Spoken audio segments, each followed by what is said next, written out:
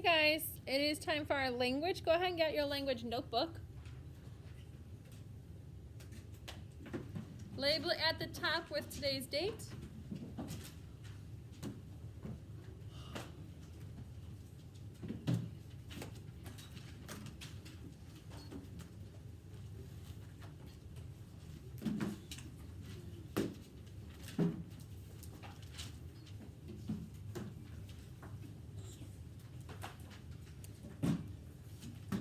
And I'm going to start off by reading you something. This is an essay that somebody has written. It's called The Perfect Pet. This is on Schoology under Language 2, if you want to follow along with me reading. It says, a dog is a man's best friend. That common saying may contain some truth, but dogs are not the only animal friend whose companionship people enjoy. For many people, a cat is their best friend. In this essay, I will argue that cats make excellent house pets as they are good companions, civilized members of the household, and easy to care for. In the first place, people enjoy the companionship of cats. Many cats are affectionate. They will snuggle up and ask to be petted or scratched under the chin. Who can resist a purring cat? If they're not feeling affectionate, cats are generally quite playful. They love to chase balls and feathers or just about anything dangling from a string. And they especially enjoy playing when their owners are participating in the game. Contrary to popular opinion, cats can be trained. Using rewards and punishments, just like with a dog, a cat can be trained to avoid unwanted behavior or perform tricks.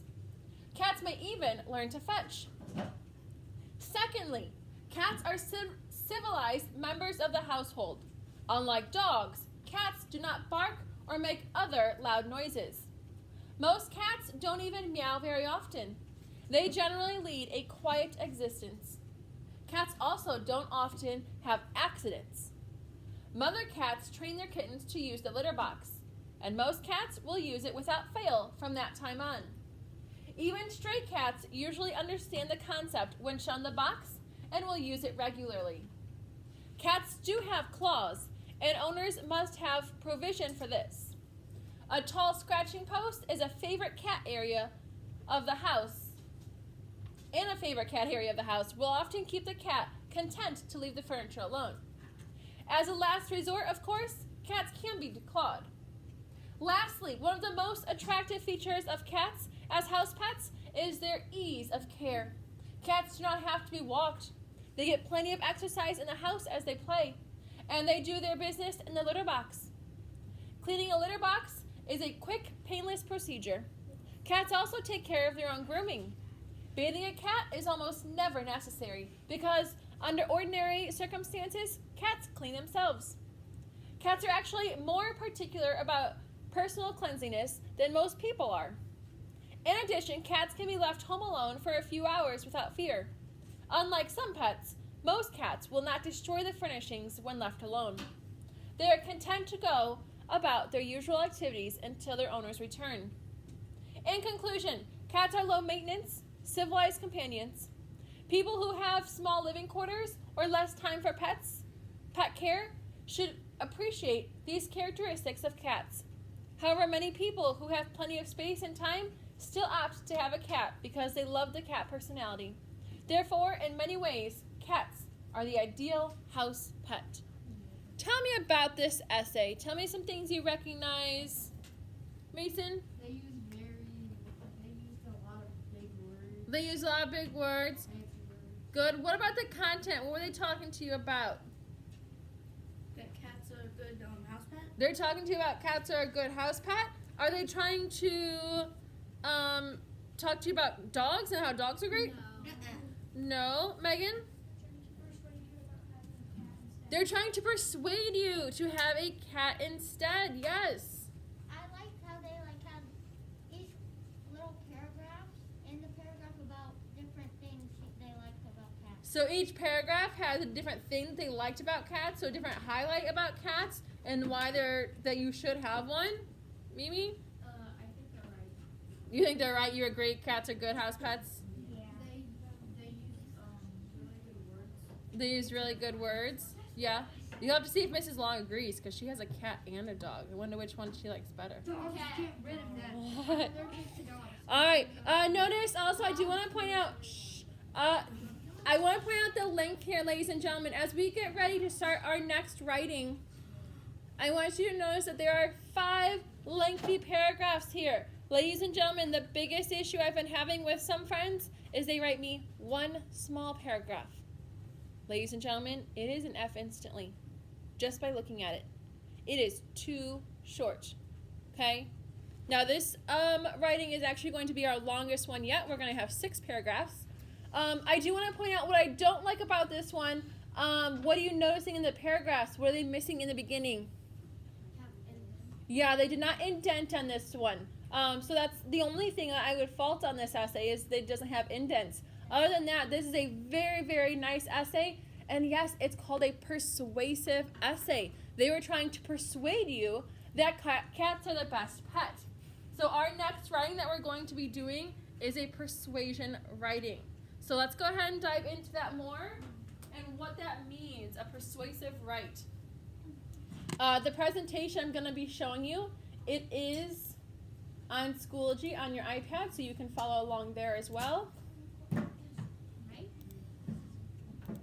I want you taking some notes in your language notebook as we go through this.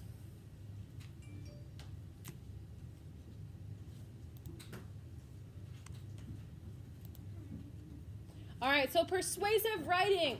This is writing that tries to convince a reader to do something or to believe what you believe about a certain topic. And they have a little cartoon there that's kind of funny, saying he's trying to talk them into giving themselves up. It takes a position for or against something. In our example that we read, they were for cats as a house pet. Okay, that's what they were for. They were convincing you to get a cat, that they're the best cats, that they're the best pets to have. Ladies and gentlemen, I want you taking your own notes as we go through. I'm not going to tell you this time specifically what to be taking notes on. Since you're writing a persuasive writing next, you definitely should know what it means, like using some of this definition here of what a persuasive write is. Remember, notes is not writing out the whole thing. I like how they have that word convince in bold. That'd be a good word to use. So persuasive writing can be used to support a cause. For example, please support my football team by buying discount coupons. So they're trying to persuade their audience to help their team. Okay? And ladies and gentlemen, these are going to be some good ideas. Be kind of thinking about in the back of your head, what is something you would want to persuade your audience? We're not going to be choosing today, but just kind of as you're seeing some of these examples, keep some things in mind. Urge people to action. For example, vote for Sarah. Maybe she was running for student council president, so she was trying to persuade her audience to vote for her. Make a change. The principal should let us wear hats. Okay, so you're trying to persuade your principal to let you wear a hat in the building every day. Prove something wrong. Cell phones don't cause brain cancer. Some people say that cell phones are bad for you. You shouldn't use a cell phone so often. Stir up sympathy. If you don't adopt this dog, it could have to live in a shelter. So they're persuading you to try and adopt this dog by using sympathy. Create interest. Better grades get you a better job and more money. I definitely, guys, try and use that tactic sometimes because this teacher is trying to persuade them to do better on their homework, get better grades, and they're giving them reasons why. Get people to agree with you. I am sure you'll agree that Milky Way is the best candy bar. They're trying to persuade you which candy bar is the best. I would disagree with that one. I'd go with Reese's. So a persuasive write has a certain format. We are going to have one more step in this format that we have not had in the past. And that's where our 6th paragraph is going to come in. So we have our introduction, our hook. Okay, we've always used a hook in an introduction paragraph, so that part's normal. In your introduction paragraph, you're going to have a thesis. That's just saying what your side is. So in our example, their thesis was that cats are the best pets. Okay, that's their side of things. That's kind of what they're going to be trying to persuade you. They're going to have their body, and that's where the argument is explained. So in the example, the cats, they told you how cats are civilized, how cats clean themselves. Okay, those are all things in the body. Lots of examples about how they're the best pet, what makes them the best pet. And then conclusion, where main points are summarized and reviewed, and the reader is left with something to think about. Again, that's a normal process for us. Now, before we start our writing, you need to think about your audience. So who's going to be reading your writing or listening when we publish? And I will tell you that we will be publishing these. So you will be sharing them with 5th grade students. Myself will be reading them. For this kind of writing, I always have some friends who actually do try and write to the principal, and they're trying to persuade the principal of something. So if you persuade another teacher or principal, I do go ahead and let that person read it. I have yet to have a student persuade the principal of anything, but maybe this is our year that you're going to write such a convincing essay. Okay?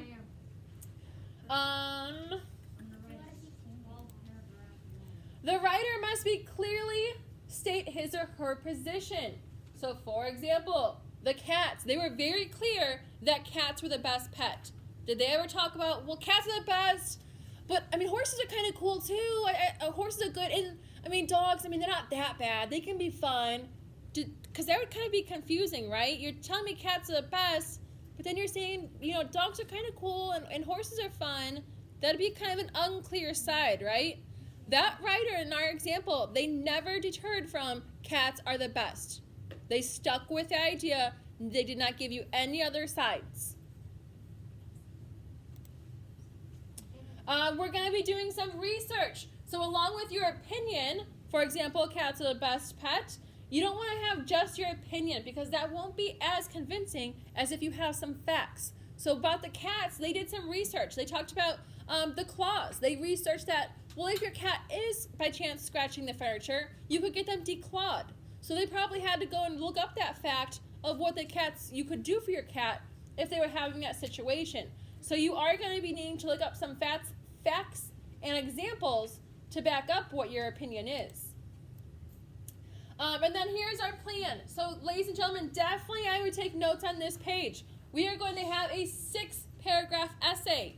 Every essay prior to this has been 5 paragraphs in your notes. I would be writing this 6 paragraphs. We are going to have paragraph 1, your introduction. That's going to have our hook. That's going to have our thesis, just meaning your statement, what your side is. Then you are going to have argument 1, 2, and 3. That's kind of like your body. Okay, so for example, with the cats, the argument was, number 1, how they were great household members of the household. I think argument 2 was about how they're cleaning. They're so clean. Argument 3, what was another example they had? Oh, like they're playful. You can leave them at home by themselves, and they'll play, and you don't have to go take them for walks. Okay, so those are examples of arguments. Your 5th paragraph. Here's our unique paragraph that we've never done before.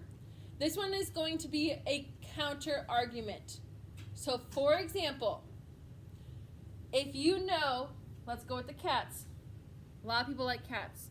But I also know a lot of people like dogs. Like Mrs. Long has both.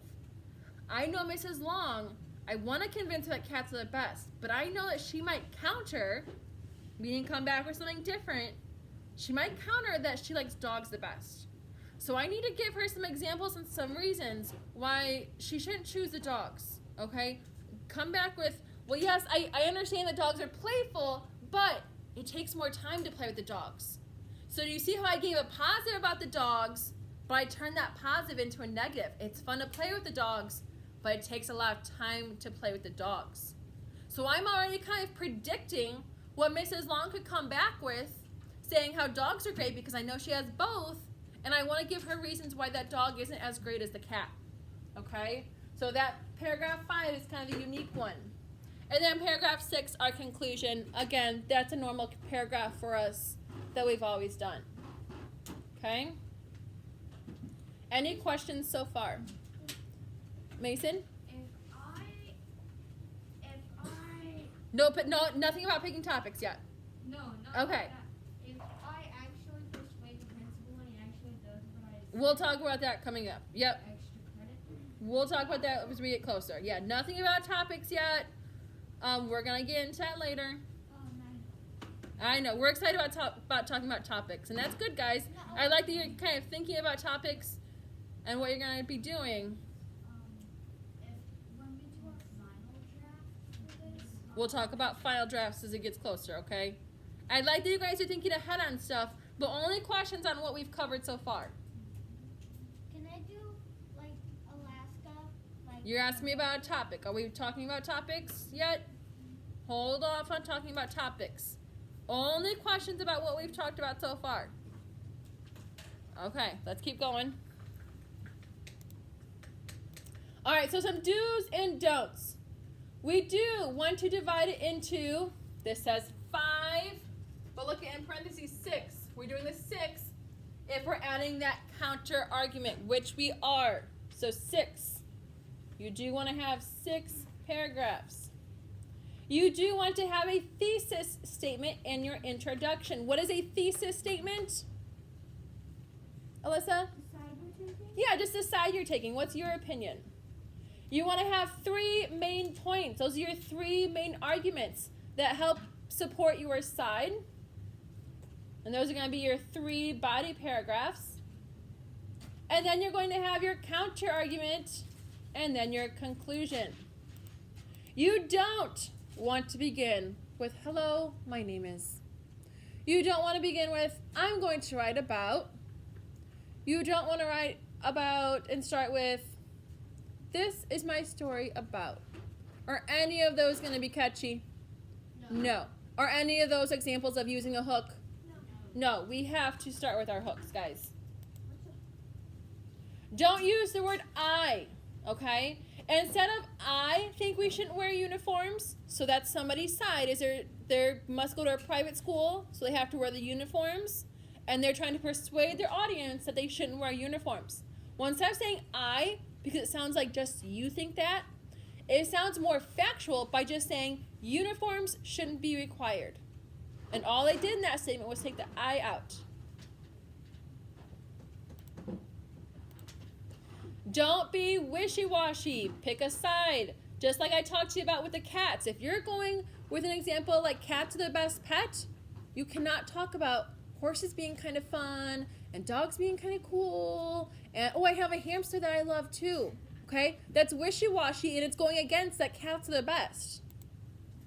Don't forget to support your opinions with facts and examples. That's going to be our research. Okay? We have to do some research.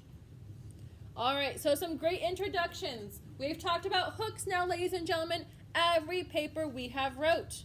Okay, so in case you have forgotten some, here's some other examples.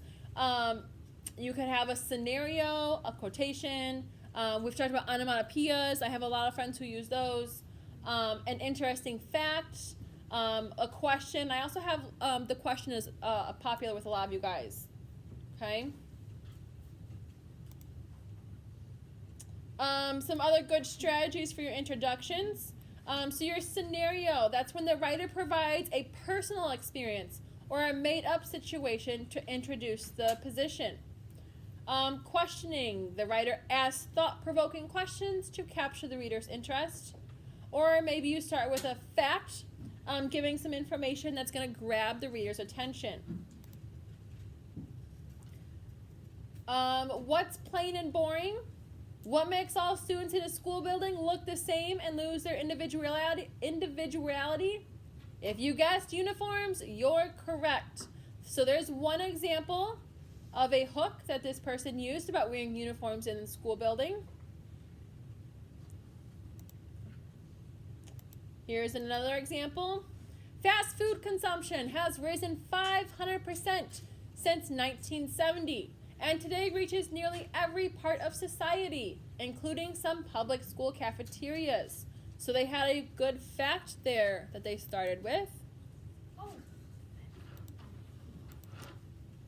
Here's a quotation. So they did some research, found this quote that a University of Delaware professor said. So that quote sounds really good, right? This is a professor saying this. Okay, that's a good resource. Advertising, including television ads, billboards, and other advertising, including toys and boxed meals, has had an effect upon children as never before. Children these days are growing up with low concern for their health and more concern for what tastes good. So their position on this is going to be that fast food is bad. Okay? That's true. It is true. It is true. Even though it tastes so good, it is not healthy for you. It's bad. Here's another example. Did you know that a typical child needs 2,000 calories for an entire day? And Burger King's Whopper with triple cheese has 1,230 calories. So just that one burger is almost all of your calories for the whole day. So they're giving you some interesting facts about how that fast food is still bad. Cheese isn't good for you. Yeah, but cheese Everything in moderation. is good for you. Here's another example that you guys can read there. I'm going to keep going though. If you guys remember, this is on Schoology if you want to go back to this. This one uses a fact about how 30% of children ate an average of 187 calories a day more than those who did not eat fast food. I love that. Here was using a question. How many times have you eaten fast food this month? So that was their hook, was using that question. Here's an outrageous statement. Fast food is killing America. That is their hook. So next, creating a thesis statement. A thesis statement, remember, it's just going to be one sentence. It's going to be at the end of your introduction. And your introduction then is going to have your 3 main focus points. That's going to be like your 3 main points. Okay, for the cat, it was how he was a good household member. It was clean, and he was playful. Okay, 3 main points for the cat. They're going to talk about the fast food and use the fast food as an example. And their 3 points, it rapidly increases weight, it causes high blood pressure, and it leads to sluggishness.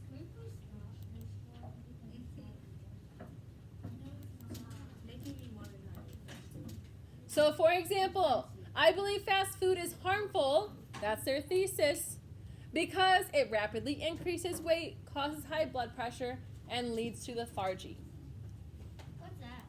Like lazy, kind of tired, sluggish, It's offensive. not feeling very motivated.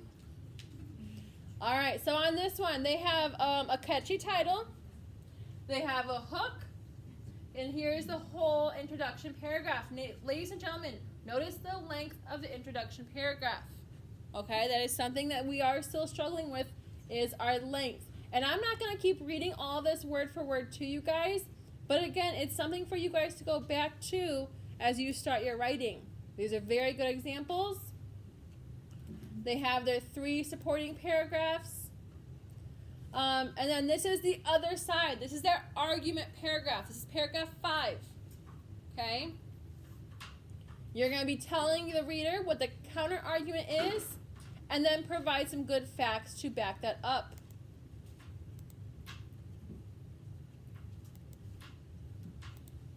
So for example, if this was fast food, a fast food company wouldn't agree with the points in this essay. They would have lots of reasons why fast food is good. They may say it's convenient or it's fine if eaten in moderation. These arguments just don't hold up when you take all the facts into consideration. So they're giving you what somebody might say who is for fast food, and they're telling you how it's still bad though. Those aren't good points. Good. Having a good conclusion paragraph.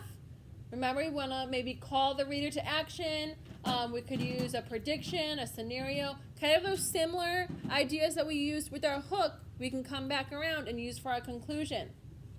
It just kind of wraps up your writing. They have lots of examples using the fast food if you want to go through and read some examples.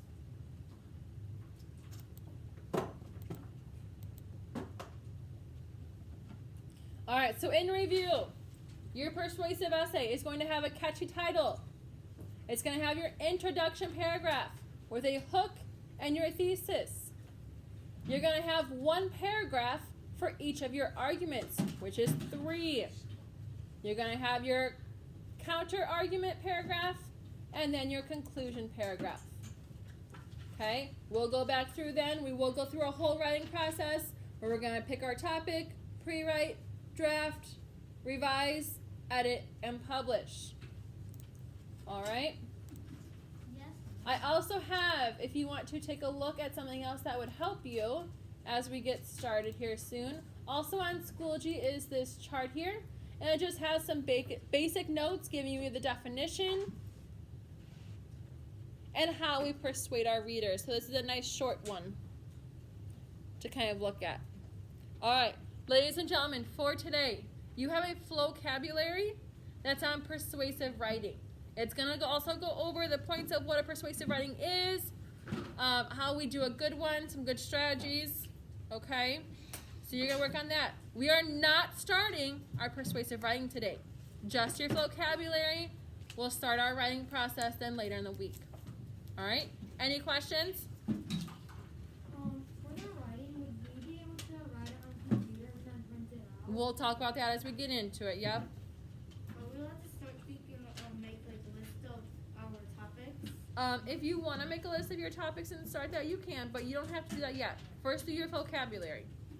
All right? Go ahead and get started.